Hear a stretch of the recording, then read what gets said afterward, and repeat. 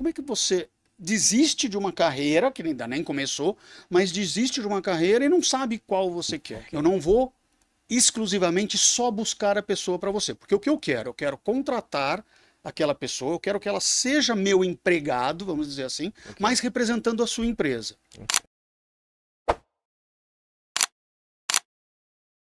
A pergunta certa, no momento certo, com certeza pode mudar o seu jogo.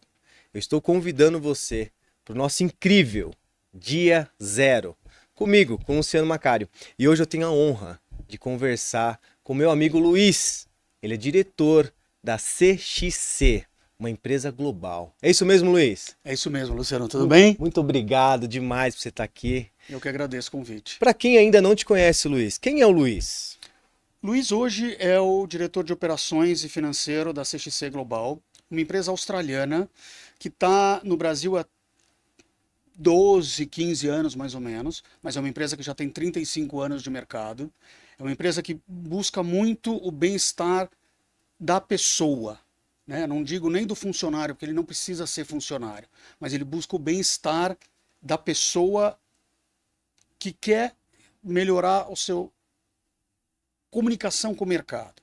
Então, a CXC é uma empresa que contrata por outras empresas. Então, eu te convido a trabalhar para mim, para você prestar serviço para uma empresa que não está no Brasil, que não está na América Latina, ou que não está em lugar nenhum, né? É uma empresa que precisa estar no mercado, mas não precisa estar fisicamente no mercado.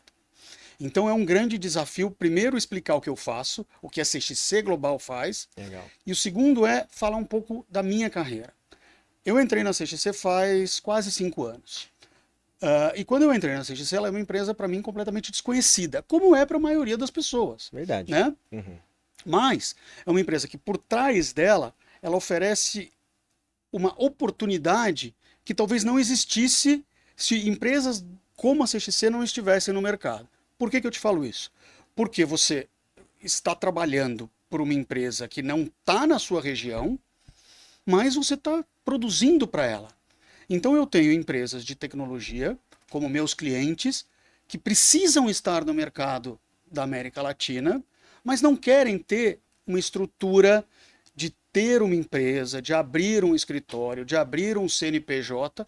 E quando eu falo CNPJ, não é só o nosso no Brasil. Você tem um NIT na Colômbia, você tem um outro qualquer no México, você tem uma empresa na Costa Rica, e você quer estar em todos esses mercados. Mas você não quer ter aquela organização de estar em todos esses mercados. Então a CXC faz isso para você. Ô, Luiz, mas dentro desse contexto que você está falando, nós temos um desafio muito grande que é pessoas, né, cara? Todo mundo fala, não tem mão de obra e etc. E vocês estão alocando uma mão de obra exclusiva, de alto padrão, para o mundo todo. Uma coisa que eu não entendi direito foi, por exemplo, eu sou uma empresa do Chile. Eu contrato a empresa de vocês ou vocês contratam o colaborador para mim? Como é que funciona? Ou os dois? Exatamente, as duas coisas. A maioria das vezes, o meu cliente ele já tem o profissional, ele já identificou quem é a pessoa que precisa estar representando ele naquele país ou naquela região. Mas se não tem, eu busco para você. O que eu digo, a CXC não é uma empresa de hunting. Eu não vou exclusivamente só buscar a pessoa para você, porque o que eu quero contratar aquela pessoa, eu quero que ela seja meu empregado, vamos dizer assim, mas representando a sua empresa. Então, ele pode ser, falando no contexto do Brasil, ele pode ser um CLT, ele pode ser um PJ, mas eu vou cuidar dessa pessoa do jeito que você quer. Por exemplo, você fala, para eu contratar alguém no Brasil, um CLT, eu preciso ter o meu CNPJ, eu preciso estar num sindicato, eu preciso oferecer plano de saúde, dar aqueles benefícios padrão, porque senão você não consegue contratar. Como que eu faço isso? Você não faz, eu faço por você. Você faz. Então eu já tenho o meu contrato com o plano de saúde, eu já tenho com a seguradora, eu já tenho com os benefícios que você acha importante oferecer. Claro que eu que conheço o mercado, vou chegar para o Luciano e falar, Luciano, você quer entrar no Brasil? Para você ter sucesso na sua contratação no Brasil, você precisa oferecer isso, isso, isso e isso. Eu não sabia disso. Então, por isso que eu estou aqui, porque eu sei disso por você. Eu vou oferecer tudo isso para você. Então, se você precisar que eu contrate o melhor recurso, eu vou fazer isso. Não é o meu core? Hoje não é o meu core. Eu quero que aquela pessoa que está comigo, que pode ser por um mês e que pode ser por 10 anos, esteja bem representando você. Legal. E como é que funciona essa caixa de talentos? Vamos colocar assim. Vamos imaginar que não tem nada ainda como demanda, mas eu entendo que essa demanda é infinita, né? Deve estar toda hora. Mas você retém esse profissional na sua base? Então, vamos lá. Esse seu profissional está na empresa Escritório Inteligente, como exemplo, Uhum. mas o Escritório Inteligente decidiu não ter mais esse CFO, só para a gente manter como exemplo, e aí ele vai para o mercado. Só que ele não está no mercado, ele está na sua base. Você mantém ele como talento e realoca ele depois da oportunidade. Como é que você faz nessa transição do talento que ele já tem, que você já gostou, para um próximo colaborador, um próximo cliente, etc. Eu tenho banco. Normalmente, quem é o meu cliente? Vamos começar por ali, porque o meu cliente ele pode ser aquela empresa que tem uma oportunidade específica naquele momento e diz: eu preciso de um CFO por 3 meses, porque eu tenho um projeto X que daqui a 3 meses eu vou ter a minha estrutura no país. Então, ele é muito determinado. Ou então, eu tenho aquele CFO, eu estou estudando o mercado e eu posso estar no seu mercado por 3 meses ou por 5 anos. E eu não ter a vontade de abrir. Então, esse profissional, ele está dentro da minha base de dados, mas eu nunca sei quando ele vai ser utilizado. Tá. O que acontece muito é, ele ficou um tempo por aquela empresa e aquela empresa chegou à decisão que não é um mercado para mim, por exemplo, né? E aí aquele profissional, ele fica disponível no mercado de novo. Sim. E eu vou ter um outro cliente chegando que vai precisar de um profissional parecido, Assim. com aqueles mesmos conhecimentos, com aquela mesma vontade de crescer naquele mercado específico. E ele está lá. E aí eu vou oferecer aquele. Então eu ganho 2 vezes, né? Porque eu estou pondo alguém que tem uma demanda num cliente bacana e eu estou, por outro lado, oferecendo um serviço dobrado para a pessoa que estava disponível e para aquela empresa que tinha necessidade de ter aquele recurso. Então, assim, é muito. Desculpa, é tudo. A gente oferece para os dois lados. Não, e eu gostei da logística, né? Do É. banco de talentos que vocês mantêm, né? Sim. E só para você continuar o raciocínio, vocês trabalham com qual camada? Com C-levels ou com todas as camadas, sei lá? Hoje eu vou te dizer que eu trabalho com todas, mas se você me pergunta quem é o seu core ou quem você está buscando, a gente fala que a gente sempre tem mão de obra especializada. Quando eu falo de mão de obra especializada, ela está de um nível gerencial para cima, tá? Então, porque a gente sabe que vamos dizer, o white collar, aquele chão de fábrica, vamos dizer assim, ele roda demais. E muitas vezes não é o que o meu cliente está buscando. Legal. Ele quer alguém que conheça a história dele, principalmente quando ele está entrando no mercado novo. Eu tenho um cliente que é uma empresa brasileira que precisa crescer para outros mercados. Então ele quer ir para a Colômbia e ele quer ir para a Argentina. Mas por que eu vou abrir uma empresa num país que eu não conheço antes de saber se aquele país está preparado para o meu produto ou para a minha empresa? Maravilhoso. Então ele veio, me contratou, começamos na Colômbia. Contratamos, e esse foi um caso que eu tive que fazer o hunting para ele. A gente teve que buscar aquela pessoa. E é uma empresa super, de um nicho muito específico de produção. Ela está ali em Blumenau, ou seja, né, no sul do Brasil, e querendo ir para outros mercados. Nós ajudamos, contratamos, e esse é um caso muito interessante com esse cliente, porque é aquilo que eu estava te falando. Muitas vezes o cliente ele não sabe o que oferecer naquele país que ele está chegando. No Brasil, a gente sabe que benefícios como assistência médica, seguro de vida, são praticamente obrigatórios. Todos oferecem. Porque se você não oferece, você está fora do mercado. Na Colômbia, ele fala, será que eu preciso oferecer? Não é obrigatório, mas precisa? Olha, não precisa. Tudo depende de quanto você quer investir no país e no profissional. Porque você sabe, a partir do momento que você dá mais benefício, o profissional é melhor qualificado e você vai ter que pagar mais. Então, quanto cabe no seu orçamento? Não quero oferecer o seguro de vida. Tudo bem, eu recomendo, mas não te obrigo. Se ele é mandatório, ok. Se não é, eu não posso te obrigar a oferecer. O que aconteceu? Um acaso do destino, 3 meses depois o funcionário faleceu. E aí o cliente se viu, e agora, o que eu faço? Falei, bom, você pode não fazer nada, né? Porque a lei não te obriga a nada. Você pode oferecer alguma coisa para a família, porque ele era seu funcionário, mas é o seu critério. Ele falou, bom, você tinha me dito que era para oferecer o seguro de vida, né? Falei, então, a gente recomenda, mas você não é obrigado. Ele falou, então, eu perdi com isso. E aí foi uma fatalidade, o funcionário faleceu, a gente ajudou a família e ele falou, bom, vamos buscar outro. Qual foi a primeira coisa que ele pediu quando a gente contratou o outro? Aprendeu.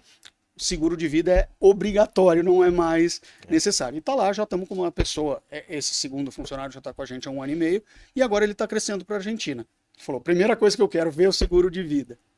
Aprendemos com um momento trágico na história. Mas são coisas que a gente vai passando para os nossos clientes e com o tempo a gente vai entendendo o que a gente pode falar que é bom ter e o que é obrigatório ter, né?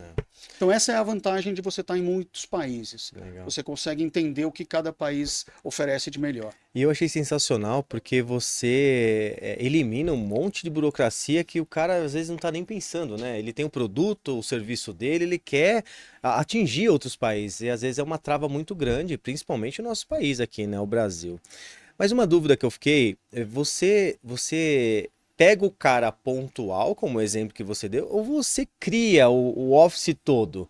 Você chega a ter uma camada toda de trabalho interno ou é mais pontual? Assim, se ele precisar de 12, sei lá, vou dar um exemplo aqui, uma contabilidade e os seus universos, você contrataria todo mundo? Contrataria todo mundo.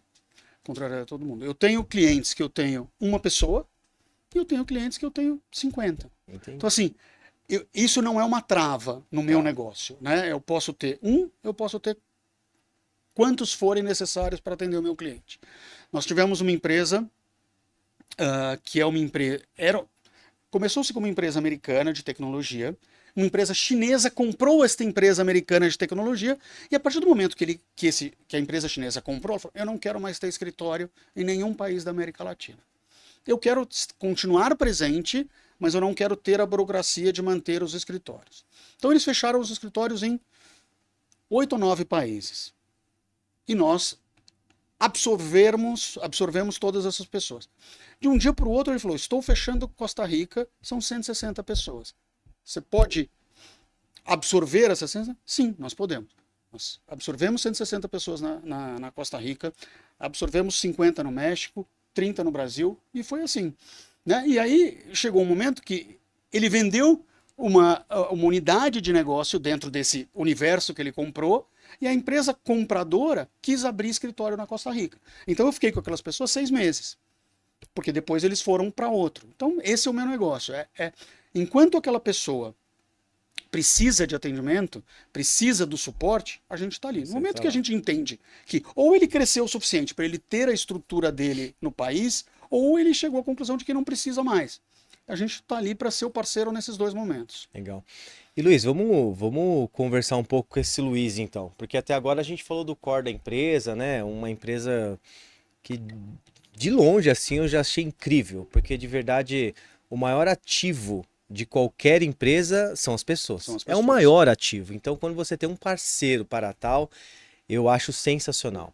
Mas você é um cara que está dentro. E eu queria saber quais são as habilidades desse Luiz. Por que, de verdade, uma empresa que atinge o Brasil todo e o mundo todo, como você já falou, se interessou? Conta um pouco, Luiz, das suas habilidades como profissional e o que as pessoas vê nesse Luiz tão poderoso para realmente estar dando essa cobertura total pelo mundo. Legal, essa é muito interessante, porque a minha carreira começa muito cedo, quando você está ali, e eu acho que aí a gente pode falar direto com a pessoa que está saindo da primeira escola, né? Tá decidindo o que fazer na vida. E naquele momento, o que o Luiz queria? O Luiz queria ser médico. Eita. Né? A família da minha mãe era uma família de muitos médicos, e era uma coisa que eu muito ouvia dentro de casa. Médico é legal, médico é bem sucedido, médico tem mercado, médico vai ser rico, vai ter, né, vai ter uma postura no mercado muito interessante. E era aquilo que eu ouvia desde pequeno. Eu falei, então legal, eu quero ser médico. E aí eu prestei os vestibulares para medicina, e aí chegou um dia, vestibulares fechados, já era naquela época os vestibulares eram todos no final do ano ainda, já era meio de janeiro, eu acordei um belo dia de férias já, porque já tinham acabado os vestibulares. Não quero mais ser médico. O que aconteceu? Não sei, não quero. De um dia para o outro eu acordei e falei, não é o que eu quero. Sonhou alguma coisa ou não? Só estalo. Acordei e falei, Vamos. não é isso que eu quero. Mas eu também não sabia o que eu queria.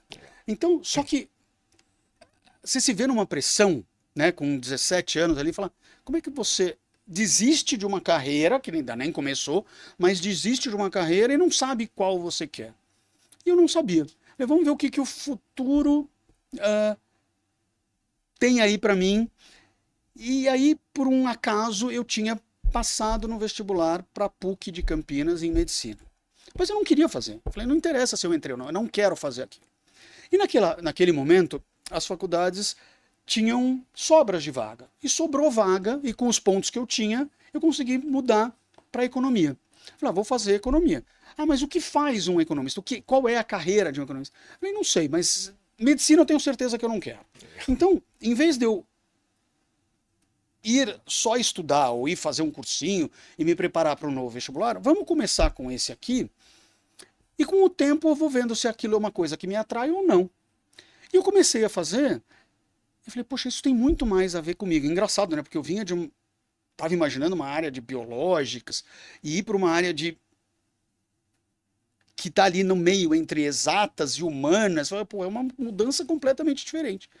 Mas foi onde eu me encontrei. Eu gostei muito daquele negócio dos números, de pensadores, porque quando você vai para a economia, qual era a minha visão há 30 e tantos anos atrás? Ah, o cara que vai para a economia é um cara que vai mexer muito com número. Uhum. Mas eu fui fazer PUC. PUC era uma faculdade extremamente teórica naquela época, né? E esse desenvolvimento da teoria misturado com a prática me fez ver que aquilo fazia sentido na minha vida. E eu falei, bom, ok, legal, já comecei a entender que o curso faz sentido para mim. E agora, onde eu vou trabalhar? Porque quando você fala, bom, eu vou ser médico, você fala, é pelo menos 6 anos sem pensar onde eu vou trabalhar, né? Porque você tem que Claro. se matar ali, estudar muito, e aí depois decidir qual é a carreira que você quer seguir dentro da medicina. Falei, bom, agora isso encurtou muito esse prazo. E o que, que eu quero fazer? Onde eu quero trabalhar? E aí surgiu uma oportunidade, meu primeiro contato com a vida adulta de trabalho foi na auditoria.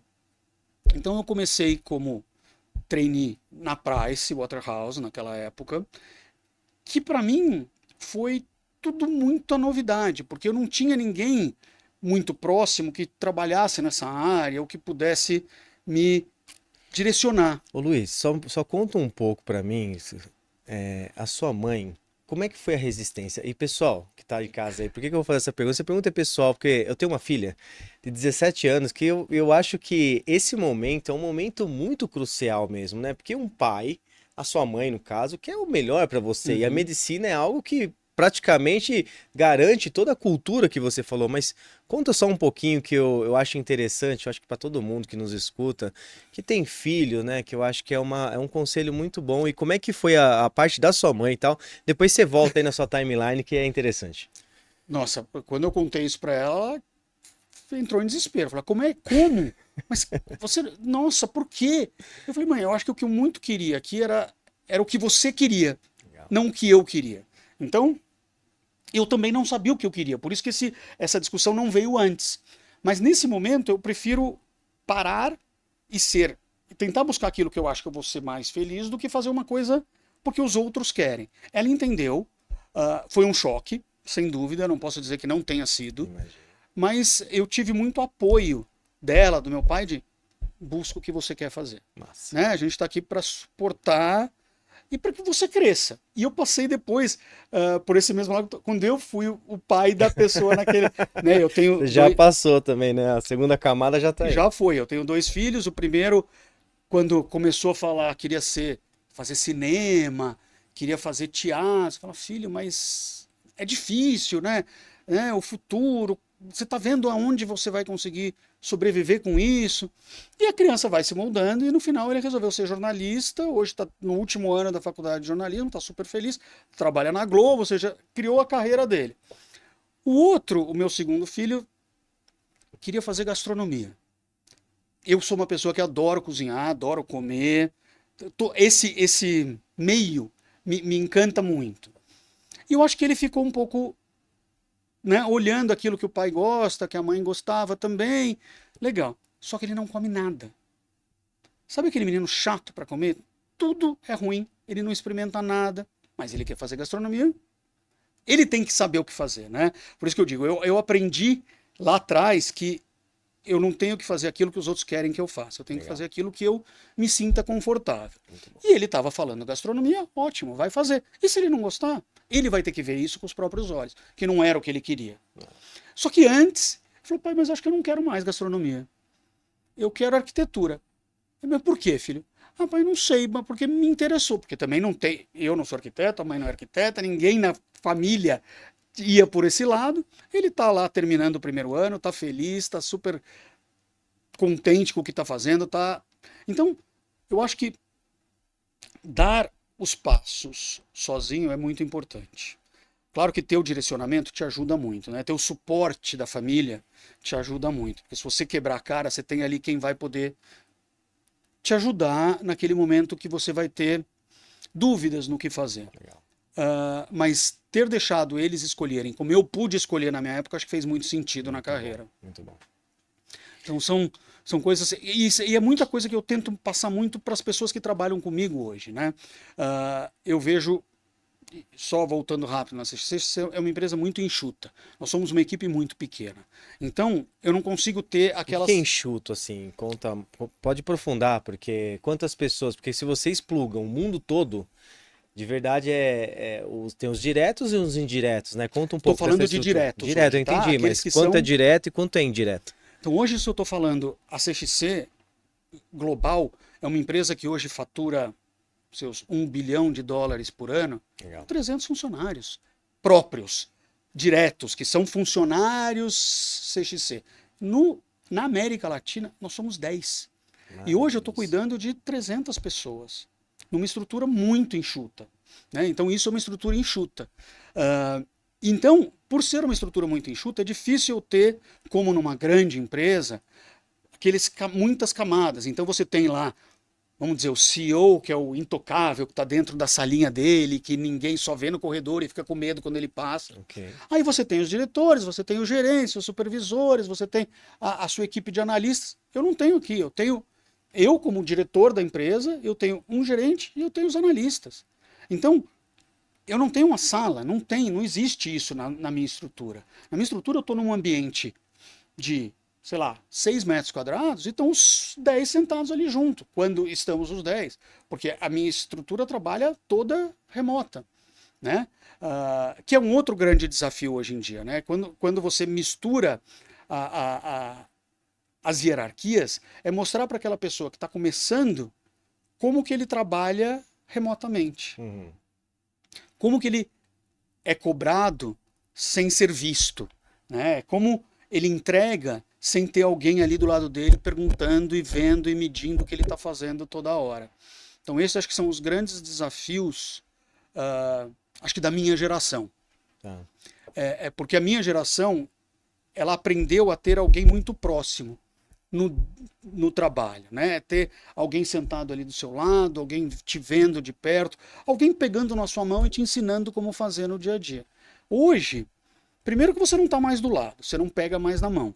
Porque enquanto eu estou na minha casa, eu tenho 2 membros da minha equipe que estão no Rio. Então, como é que eu tô pegando na mão deles no dia a dia? Eu não tô. Então, acho que algumas coisas mudaram. Uma que eu preciso ter muito mais segurança e eu preciso ter muito mais confiança na minha equipe. Porque eu tenho que ter certeza de que ele vai entregar no final do dia o que ele tem que entregar, sem eu estar olhando todo dia. E aí quando a gente fala muito nas gerações, a geração de hoje, ou essa geração que hoje são os meus analistas, eles não sabem o que é fazer hora extra, ou eles não querem mais isso. Eles querem começar e terminar, começar e terminar.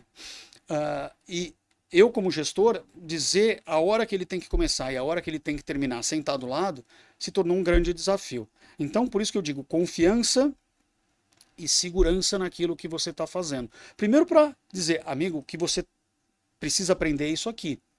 Quando você tiver dúvida, me liga, me chama. Tem o Teams, tem todas as ferramentas para isso. Mas quando você não tiver, eu preciso que você me entregue isso aqui. E aí que vem muito esse diálogo muito aberto entre as hierarquias estarem completamente desfeitas nisso, porque o analista vai ter que bater na porta do CEO, do diretor e falar, amigo, não estou conseguindo fazer isso. Como fazer? Ou como ele perde aquele medo de antes aquela pessoa que ele só via no corredor de longe, agora ele tem que bater na porta e falar, preciso que você me explique como faz isso. Então... E conta um pouco, assim, eu adorei o que você falou, né? Porque existe uma situação de geração mesmo que é bastante complexa, né? Eu até brinco que antes funcionava mais ou menos assim.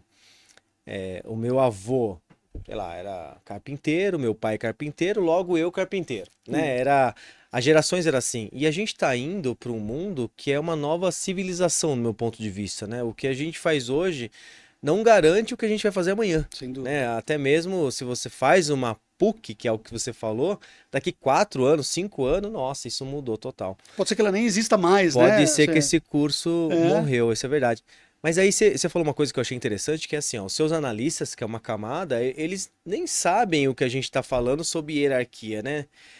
De verdade, como é que funciona a sua rampagem? Né? Como é que você rampa o seu analista? Como é que você chama ele para essa sua cultura que não tem hierarquia? Porque o que você falou é tão legal, pessoal, é tão interessante, porque quem tá na camada de cima parece que ele tem que colocar a goela abaixo para quem tá né? E você aprendeu a jogar o jogo.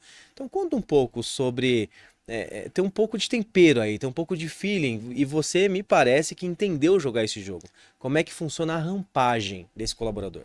Primeiro você tem que sempre se mostrar muito disponível, mas ao mesmo tempo você é disponível, mas você não está ali só para ele. Então isso eu acho que é um ponto muito importante, porque o que eu via muito no começo, principalmente quando a pessoa começa a trabalhar comigo, eu vou perguntar, eu tenho que mostrar que eu estou aqui, eu tenho que toda hora chamar, ligar e tudo mais. Mas a pessoa não pode esquecer que eu também tenho os meus entregáveis, eu não estou ali só esperando receber dos outros, eu também tenho as minhas obrigações a fazer, então eu não estou 100% disponível. Então o primeiro passo, acho que mostrar quando você está disponível e o que é importante que a pessoa venha falar com você. E depois, eu acho que outro ponto que é muito importante é fazer com que essas pessoas, os analistas, percam o medo de falar com os níveis hierárquicos superiores, né? Porque apesar do nível hierárquico existir, ele não pode ter medo de falar com você. Eu já me peguei nessa situação algumas vezes, de eu ter que falar com um desses analistas e quando a conversa começa, você vê que ele está com uma cara muito assustada, aquela cara de medo. E aí você começa, poxa, isso aqui, vamos tentar desse jeito, ou você pensou nisso aqui, por que que você fez assim? Aí, conforme a conversa vai se desenrolando, ele vai vendo que você está ali para ajudar e que você faz parte de um grupo, né? Que você não está ali só para mandar ou só para cobrar, que vocês querem crescer juntos. Aí ele entende. E aí ele começa a pensar de uma maneira diferente do que aquilo, de como ele começou a conversa. Essa conversa terminou do seguinte ponto. Poxa, Luiz, foi muito bacana a nossa conversa porque eu achei que você fosse me mandar embora. Eita. E eu ouvi isso não foi nenhuma nem duas vezes, foram várias vezes. Onde a nova É um geração padrão, né? ela tem muito medo, primeiro de conflito, porque eles não querem conflito, eles querem fazer o deles e ponto. E nem sempre o conflito é uma coisa ruim. Muitas vezes o conflito é aquele momento onde você discute, onde você Troca. discute de novo no bom sentido, onde é isso uma aí. troca, né? Isso. Onde você conversa sobre por que de um jeito, não por que do outro, porque aqui funciona assim e não funciona desse jeito. Né? E por que que. E aí, voltando ao meu caso, por que que no Brasil a gente tem que trabalhar assim? E por que que na Colômbia não funciona do mesmo jeito? E por que que no México também é de outro jeito? Então a gente tem que começar a entender as coisas e você se mirar numa pessoa com mais tempo de mercado te ajuda a você entender como você quer ser no futuro. Eu não digo que porque eu tenho mais anos de prática eu sou melhor do que você. Mas eu tenho uma bagagem maior. Eu passei já por aquilo que você ainda não passou. Então você pode aprender com aquilo. Se você quiser, claro, né? Mas essa conversa próxima ajuda muito dos dois lados, porque ambos podem crescer e ambos podem aprender nessas conversas, né? Eu não sabia que as pessoas tinham medo de vir falar comigo. Legal. Né? Eu nunca achei que eu pusesse medo. Mas depois você começa a se olhar, a perceber alguma maneira que você fala, às vezes a maneira que você escreveu no e-mail, que para você está muito claro e direto, mas para a pessoa não está. E você não percebeu isso na hora que você fez. Então você também está aprendendo quando a pessoa vem e te fala, puta, achei que você fosse me mandar embora, Luiz. Né? Aí depois, por quê? Ah, por causa disso aqui, ou por causa do tom desse teu e-mail, ou porque você ficou 2 dias sem falar comigo. Né? Aí você começa, você volta e fala, bom, tudo bem, vamos lá, eu fiquei 2 dias sem falar com você, porque eu tinha esse entregável gigante, eu precisava me preparar para ele. Esse e-mail aqui, realmente, talvez eu pudesse ter sido um pouco mais político ali, ou um pouco menos direto nas minhas colocações. Então, ambos vão aprendendo. Eu falo, pô, eu quero ter na minha equipe alguém que tem medo de vir falar comigo, ou toda conversa que eu for ter com ele, ele achar que vai ser mandado embora. Não, não é saudável para ninguém. Então, é isso que eu digo, é os dois lados aprendendo. E como eu fazer para aquela pessoa que hoje é o analista, numa estrutura super enxuta, querer ser o coordenador, o supervisor ou o gerente? Como que ele vê que é possível aquilo acontecer numa estrutura enxuta? Aí é um grande desafio, porque eu não quero perder aquela pessoa, porque eu formei, eu não quero dar ele de mão beijada para o mercado, mas eu também quero que ele cresça, eu não quero que ele seja um analista o resto da vida, porque eu não fui assim. Eu sempre quis crescer e buscar outras oportunidades. Eu quero que a minha equipe seja assim, eu não quero formar alguém que seja um analista o resto da vida. E é mostrar que, bom, estamos todos aqui para crescer juntos. A empresa hoje tem 10, amanhã pode ter 20, daqui 2 anos pode ter 60. Né? Então, e eu quero você aqui. Então, não é porque hoje a gente é desse tamanho, porque hoje você é analista, que você vai ser analista para o resto da vida. E mesmo que a gente continue tendo os 10, se eu achar que você está pronto a ser o supervisor, você vai ser. Né? Então, é muito... E não é só um discurso, é mostrar com atos de que aquilo realmente pode acontecer. Eu gosto de dar muita liberdade para a equipe em mostrar que eles são capazes. Exemplo de novo no meu dia a dia. Eu faço algumas viagens por ano. Né? Então eu faço parte dentro da CXC de um grupo que a gente chama os Global Directors, que são os diretores das unidades no mundo. Então são 5 regiões e a cada 3 meses a gente se encontra em algum lugar do mundo para fazer o planejamento, para falar do que aconteceu no trimestre que passou, para planejar o seguinte, para planejar o próximo ano, para falar sobre os desafios de cada região. Então, a cada 3 meses eu estou indo para algum lugar e normalmente são viagens muito longas, porque a empresa, como tem sede na Austrália, todas as minhas viagens são para a Ásia. E eu acabo ficando fora 10 dias em cada viagem dessa. Então eu preciso dar liberdade para que a minha equipe crie enquanto eu não estou aqui. Porque enquanto eu estou na Austrália, enquanto eu estou no Vietnã, enquanto eu estou na Tailândia, eu estou lá dormindo, eles estão aqui acordados. Eu estou aqui lá acordado, eles estão aqui dormindo. Então, a gente não pode se falar no dia a dia. Então eles têm que ter liberdade para criar e para tocar a empresa sozinho. E muitas vezes nessas viagens que eu faço apresentações do que está acontecendo. E eu peço para eles fazerem essas apresentações para mim. Então eu quero que eles entendam como é o dia a dia de um executivo também. Legal. Então acho que isso cria, primeiro cria raiz na empresa e cria sensação de pertencimento, sensação de que, poxa, eu também quero chegar lá, eu também quero ir para a Tailândia e apresentar para os diretores da empresa o que está acontecendo aqui. Porque nem sempre o que acontece aqui é mesmo que acontece na Europa, ou mesmo que acontece na Ásia ou nos Estados Unidos. Então a gente sempre tem esses desafios da nossa região que são muito importantes apresentar. E dar este papel para a equipe é muito importante. Muito. Pessoal, empresa que fatura US$ 1 bilhão, tá legal? Eu vou fazer um pedido para você aí. senta o dedo nesse like, cara. Compartilha, manda esse material para todo mundo que você conhece e até mesmo para quem você não conhece. Compartilha lá no seu Instagram, que também isso vai ser legal aqui dentro do YouTube, tá bom? Bora! Bora continuar, Luiz? Vamos lá. Cara, tá muito legal.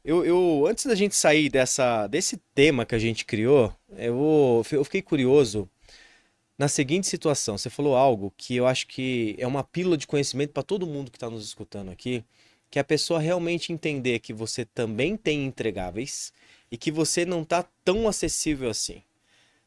Luiz, aprofunda nisso. O cara acabou de entrar. Ele é do seu time, ele está com você. Você falou tanta coisa legal, cara, né? Os seus entregáveis, a sua viagem, pertencimento. Eu acho que tem um fator poderoso aí que é ser protagonista. As pessoas que trabalham com você, claramente você dá protagonismo para elas. Uhum. Mas na jornada, chega um ponto aí que ela precisa entender que, olha, eu tô aqui, mas não tô tão assim. Como você faz isso? De verdade, assim, ó. O palpável. Como é que você faz, Luiz? Acho que o mais importante é a pessoa saber o que ela está fazendo. Então, a partir do momento que ele sabe e que ele é responsável pelo O ele que está que é fazendo. saber assim? Você dá um projeto pra ele, olha só, oi, tudo bem? Hoje é segunda-feira. Você tem que entregar isso pra mim até quarta-feira. É isso? Não só isso, porque quando você tem um projeto que tem começo, meio e fim, é muito fácil fazer isso. Dizer, olha, eu preciso que você me entregue isto em tal prazo e o nosso objetivo com isso é esse. Tá. Esse é fácil, porque esse Isso é um tá tudo clássico, ali. né? Mas quando você tem que tocar o seu dia a dia, ele não é tão simples assim. Ok. Porque o seu dia a dia ele é composto por. Eu ia falar o telefone que toca, mas hoje o telefone quase não toca, né? Porque o e-mail, é o WhatsApp, é o Teams que tá o dia inteiro ali te perseguindo. Mas que você. É muito difícil você se programar. É muito difícil você ter uma rotina hoje, onde você toda segunda-feira faz a mesma coisa, toda terça faz a mesma coisa. Não dá isso mais. E principalmente no meu negócio e com a minha equipe. Porque, por ser uma equipe pequena, nem sempre você só faz aquilo que você foi contratado para fazer. Ah, Muitas vezes você é o responsável pelo meu contas a receber, por exemplo, ok. mas você tem que ter contato com o cliente também, porque você tem que saber o que você vai faturar para poder entender como você vai receber. Então eu gosto que a minha equipe conheça o todo, não esteja muito focada só na obrigação dele. Então, assim, tem que ter reuniões periódicas. E eu não estou falando daquela reunião marcada no seu calendário, aquela obrigação da reunião, aquela coisa, toda segunda-feira eu tenho das 10 ao meio-dia que me expor ou me falar com toda a empresa. Reunião de roadmap, por exemplo, não é um ritual, mas ela acontece. Ela acontece, ela tem que acontecer. Eu acho que ela principalmente com as pessoas que são os seus clientes internos, ou aquelas pessoas que você se relaciona para que a gente consiga fechar a roda. Tá. Então, eu preciso vender para o cara poder faturar, para o cara que faturar poder ir para o receber e para o cara do pagar poder pagar as contas que geraram aquele faturamento ou as pessoas envolvidas até a entrega do produto. Se o cara que fatura não fala com o cara que entrega, como ele vai saber que ele pode faturar se o outro ainda não entregou? Então, as áreas se comunicarem entre si é uma coisa que eu sempre pedi muito que a equipe faça e que eu tenho visto que eles têm feito sem a minha obrigatoriedade de estar ali ou de eu chamar a reunião. Então, enquanto a equipe entende o que ele precisa fazer ou qual é o entregável dele, independente se é um projeto ou se é a obrigação dele, isso não vai acontecer. Então, se ele sabe exatamente, eu vou fazer, a minha obrigação é essa e o meu entregável dentro do mês é esse, eu vou me comunicar com essa equipe, tudo vai funcionar mais fácil. E ele vai conseguir crescer melhor, porque ele vai saber não só qual é a obrigação dele, mas falar, pô, aquele cara que está entregando para o cliente, puxa, ele faz isso aqui. Eu não tinha pensado nisso, eu não sabia que ele precisava fazer isso. Então tem mais alguma coisa que eu aprendi e que, poxa, olha só, se surgiu uma oportunidade ali, por que não me candidatar para aquela posição? Né? Então, isso gera conhecimento interno, gera com que todos saibam o que os outros fazem e te gera interesse, te gera conhecimento. E desejo também, né? Eu acho que da maneira que você tá falando, dá vontade de fazer um monte de coisa. Dá vontade de explorar conhecimentos, né? Aquela via nova que desafia. Que é um pouco daquilo que a gente estava conversando ali no bastidor. Você vem de uma escola que eu vou chamar de CFO, né? E hoje foi dada uma oportunidade para você ser diretor da operação, né? Então você é mais ou menos um COO e um CFO. Sim. Vamos colocar mais ou menos assim. A minha pergunta sobre isso seria o dia zero. O tema do programa, ele tem como regra aquele dia que te tocou, aquele dia que você chama pro peito e fala, deixa comigo, que eu entendi que o meu jogo é esse. Conta pra gente, qual foi o dia zero? Por que que você tá tão intransponível, sabe? Você tá falando com muita propriedade. O que que aconteceu que fez você se tornar tão forte, forte mental, forte no querer, forte em buscar a Ásia, por exemplo, tal? Qual é seu dia zero? Eu acho que a gente. É muito fácil a gente entrar numa linha de que, poxa, eu tô fazendo o meu, eu tô aqui tranquilo, eu tenho as minhas obrigações, mas será que eu preciso de um desafio novo? Então é fácil a gente entrar naquele, não vou dizer um marasmo, mas naquela linha de estabilidade, né? Então, eu comecei a fazer isso, eu vou entregar isso, mas será que eu tenho que estar ali? Então, uh, estar numa estrutura pequena, quando eu digo uma estrutura pequena é a que eu tenho na América Latina, né, que eu não tenho todos aqueles níveis hierárquicos que eu comentei um pouco antes, Uhum. você tem que conhecer muito mais coisa e você tem que se desafiar muito mais. Então chegou um momento que, quando eu entrei na CXC, eu fui contratado para ser o CFO para a América Latina. Ponto. Essa era o meu desafio. Descritivo de cargo foi dado aí. Né? Eu já vinha de É. cargos como diretor financeiro, então eu sabia o que era esperado de um CFO numa empresa como a que eu estava entrando naquele momento. Mas eu entrei na CXC em 2021, exatamente no meio da pandemia, não tinha escritório. A sede da CXC era no Rio, eu morava em São Paulo, sozinho, não tinha mais ninguém aqui. Não podia viajar, então eu não tinha contato físico com o resto da equipe. E era um negócio que eu conhecia muito pouco, né? Então você tem que batalhar muito, entender, buscar conhecimento. Bom, tem um outro CFO que fica na Ásia, tem o CFO da Europa. Vamos conversar, vamos entender o que eles fazem. A minha estrutura, a estrutura de Latam era a última região em faturamento, Uhum. né? Então, assim, deixa eu conversar com as outras, saber o que eles estão fazendo. Bom, isso foi acontecendo. Eu tive o primeiro ano e meio de muita exposição e de muito desafio. Não tinha, eu entrei como CFO, eu não fui a troca de uma pessoa que já estava lá. Essa era uma posição que não existia na empresa. Porque ela é uma empresa pequena e a pessoa que era o CEO cuidava da área financeira também. Mas o CFO global não conseguia falar nas mesmas palavras do CEO, que era um cara de vendas. Ele falou, eu preciso de alguém que fale a mesma língua que eu. E aí veio a ideia de contratar. Mas esse CEO, ele não fazia, para ele não fazia sentido um CFO, fazia sentido um gerente financeiro, alguém que estivesse embaixo dele. Eu topei o desafio de ser um gerente, mas eu era um gerente para o CEO, mas eu era um CFO para o CFO global. Ok. Então eu estava numa posição, eu respondo para duas pessoas, só que para cada pessoa eu respondo de um jeito diferente, porque o CEO ele não quer saber dos dados contábeis, ele quer saber quanto de dinheiro vai sobrar no final do mês e qual vai ser o resultado, se ele vai atingir aquilo que ele prometeu lá fora. Ah. Já o CFO não. O CFO quer saber, bom, você está entregando esse resultado de acordo com as práticas contábeis, de acordo com, né, com todas os guidelines da empresa, seguindo os processos, os procedimentos da empresa. Beleza, então né, você tem que saber se comunicar diferente para esses dois lados. Um ano e meio depois, a empresa tomou a decisão de que esse CEO não era mais a pessoa ideal para eles. Aí eles resolveram trocar esse CEO.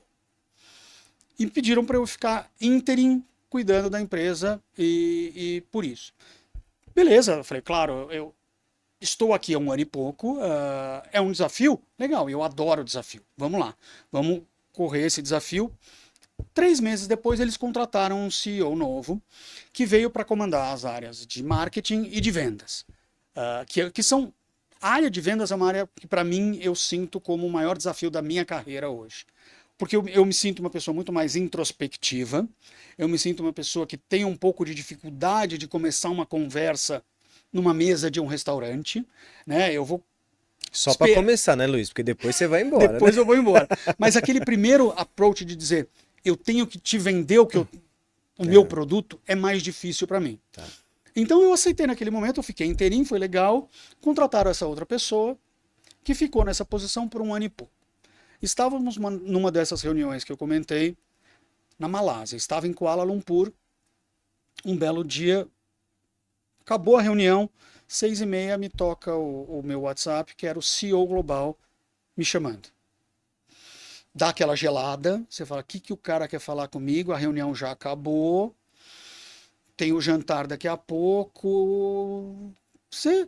Não vou dizer que eu fiquei com aquela mesma sensação do vou ser mandado embora, mas você sempre fica com aquela, o que aconteceu, né?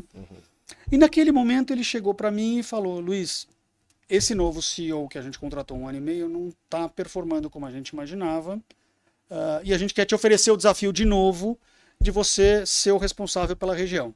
Você topa? Eu falei, claro, eu já fiz isso uma vez, como eu já expliquei para vocês, eu não sou a pessoa de vendas, mas eu vou fazer tudo que está ao meu alcance para que a empresa cresça.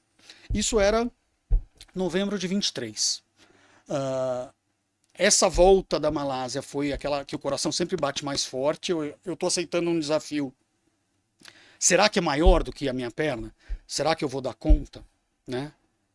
E aí, você tem, nesse momento, você pode fazer 2 coisas. Vamos dizer, não dá. Não posso ser essa pessoa, contrata um outro, ou contrata um CEO, ou põe outro no meu lugar, ou, legal, vou fazer, saibam quais são as minhas limitações, eu não vou te vender uma coisa maior do que aquilo que eu posso entregar, mas saiba que eu vou fazer tudo aquilo que eu puder e o que eu não puder, para ser quem vocês precisam que eu seja nesse momento. Legal, voltei, tive todo aquele primeiro contato com a equipe, de dizer, mudou a estrutura, a partir do momento de agora, eu sou o CFO, mas eu cuido de tudo.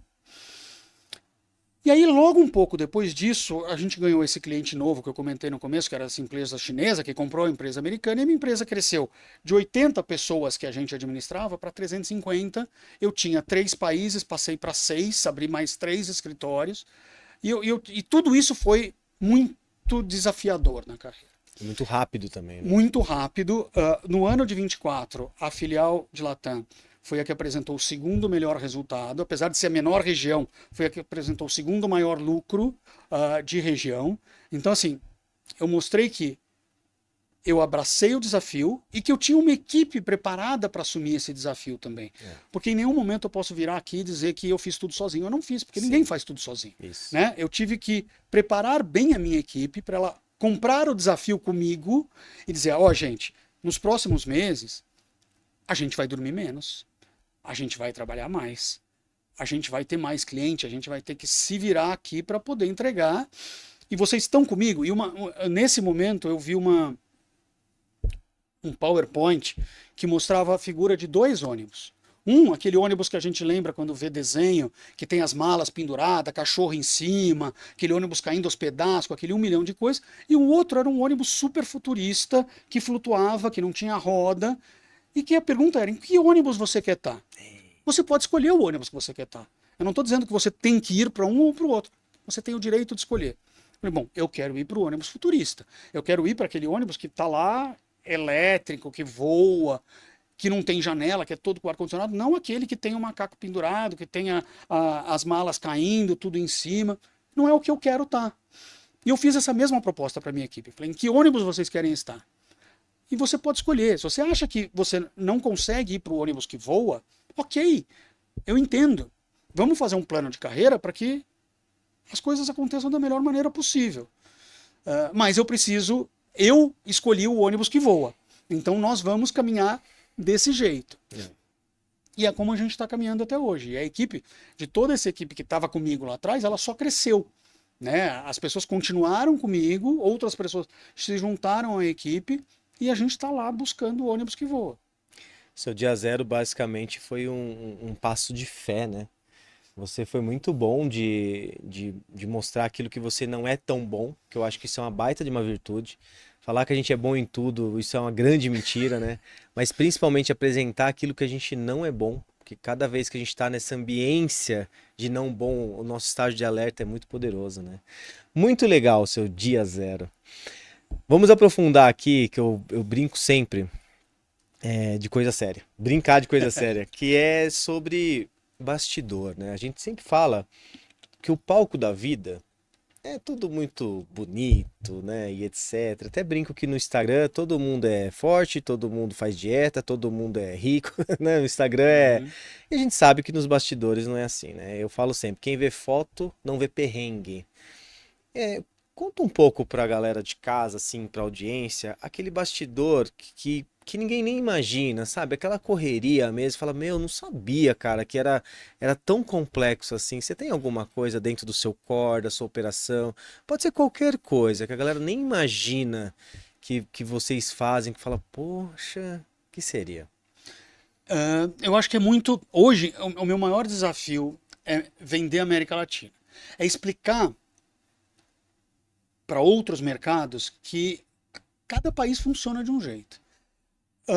E quando eu entrei na CXC, que eu tinha 3 países, eu tinha Panamá, México e Brasil.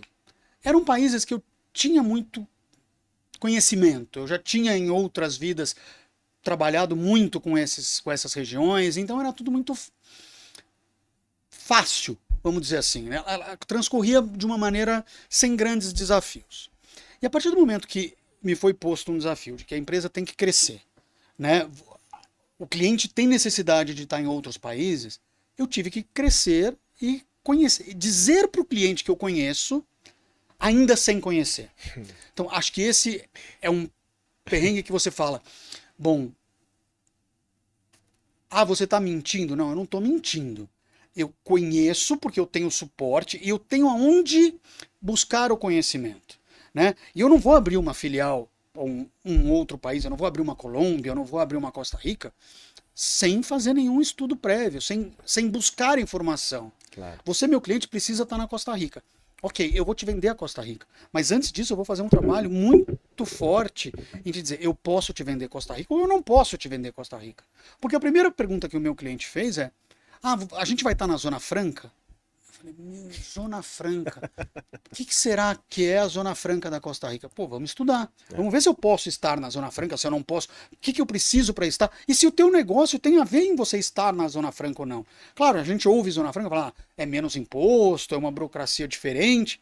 Mas será que você tem que estar lá? Ou será que eu posso estar lá?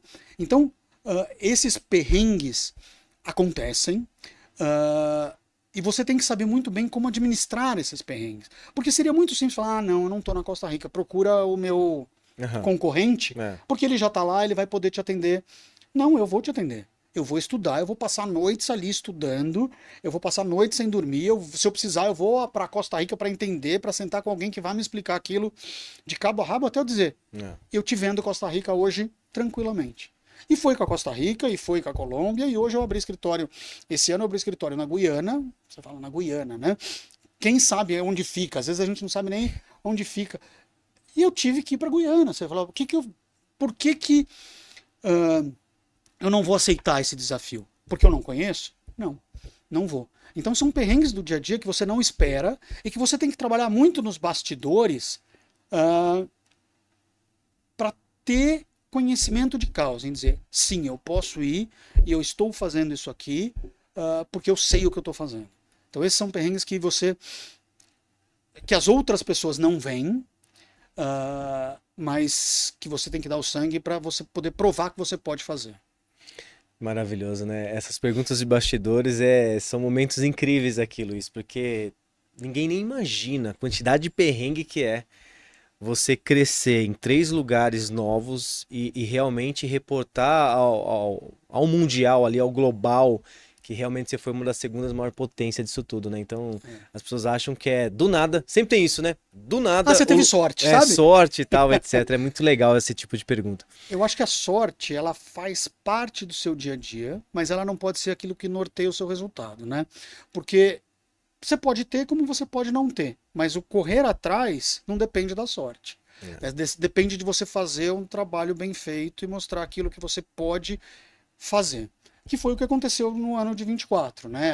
A gente teve sorte? Teve. O cliente comprou, o outro comprou o outro, ele precisou, resolveu fechar e precisou de um parceiro na região.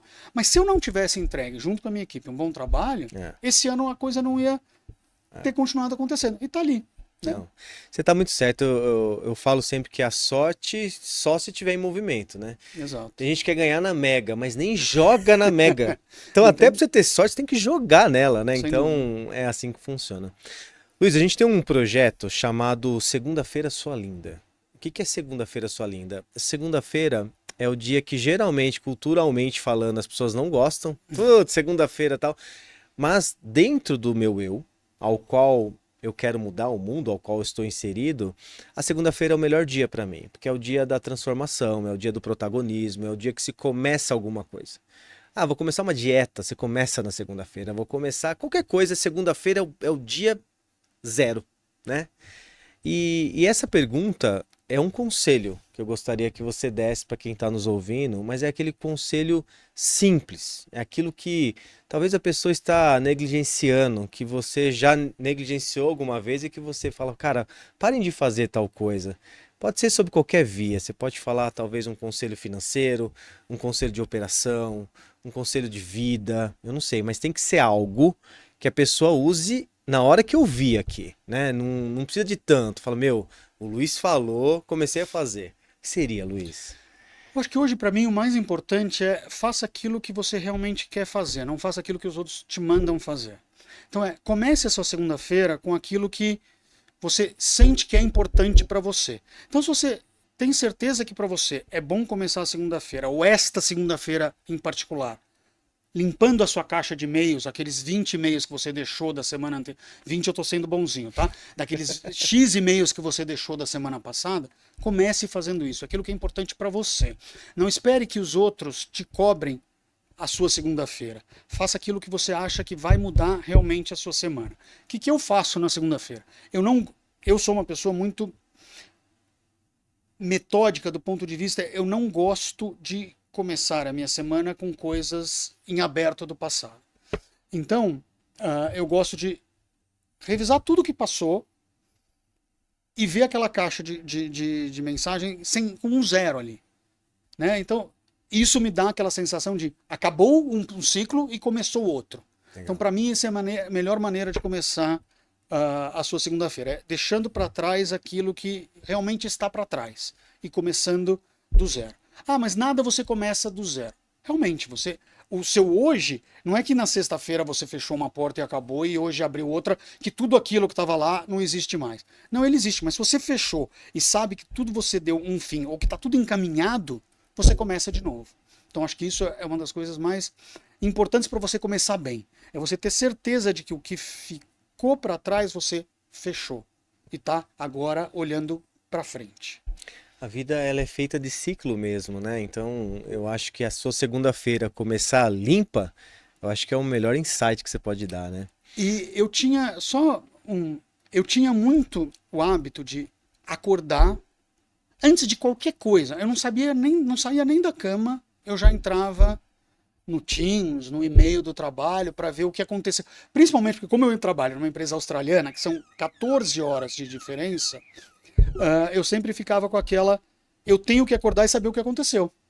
Porque senão ficava com aquela sensação de que eu estou deixando as coisas passar. Mas hoje eu não faço mais isso. Hoje eu consigo me policiar melhor. Hoje eu acho que se eu olhar o negócio às 7 da manhã, ou se eu resolver olhar meus e-mails na hora que eu sentar na frente do meu computador às 9, não vai mudar a vida de ninguém. Então eu acho que cada vez mais você tem que se impor os seus limites. Né? Eu cheguei a um ponto que eu não sabia mais o que acontecia no mundo porque eu trabalhava, sei lá, 18 horas por dia, e eu me sentia muito cansado. Hoje, eu trabalho 14, mas eu não fico mais com aquela sensação de que eu só trabalho na minha vida. Entendi. Porque eu consegui me impor alguns limites. Então, assim, o Teams, ele vai funcionar na hora que ele tem que funcionar. Independente se a Austrália me mandar uma mensagem, se o cara da Europa que está 5 horas para frente mandar uma mensagem aqui for muito cedo. Ele sabe disso. Ou se ele não sabe, ele tem que saber disso. Né? Porque quando eu preciso de alguma coisa, eu mando meu e-mail às 6 horas da tarde para o cara da Europa, que eu preciso fechar alguma coisa do cliente dele, para ele já são 11, ele só vai me responder no dia seguinte. Né? Então a gente aqui, e eu digo brasileiro e o latino, ele tem muito essa mania de querer fazer tudo na hora e sem pensar nele mesmo. Então assim, se você se programar, se você projetar o seu dia de uma maneira que você consiga entregar no seu horário de trabalho, faça isso. Porque as pessoas têm que entender que existe vida fora do trabalho. Muito bom. Luiz, eu gostaria que você olhasse para aquela câmera ali, mas sobre o grau de showtime. Imagine que o mundo todo está te ouvindo e você tem um conselho para o mundo. O que se o mundo parar para te ouvir nessa mensagem seria interessante para eles? Pode olhar para aquela câmera ali e falar. Eu acho que é você fazer aquilo que você gosta de fazer e aquilo que você sabe fazer. E aí isso aconteceram em diversos momentos da minha carreira, onde você tem que tomar a decisão, eu vou fazer isso porque eu quero ou vou fazer isso porque alguém está mandando, né? Então, se dá para fazer as duas coisas, faça, porque se você tem que fazer aquilo que alguém está mandando e você gosta de fazer aquilo, é um mundo perfeito. Então tenta sempre fazer aquilo que você gosta, porque desse jeito você vai fazer bem feito e você vai estar se realizando pessoalmente, profissionalmente com aquilo que você precisa entregar. Nunca aquilo que os outros mandam você fazer. Goste daquilo que você está fazendo. Pessoal, muito bom. Para você que ainda não compartilhou tudo isso que o Luiz falou, você tá vivendo errado. Vamos ficando por aqui. Mais um dia zero entregue com Luciano Macari e meu amigo Luiz. Obrigado, Luiz. Luciano, obrigado. Foi maravilhoso, Foi ótimo. cara. Valeu.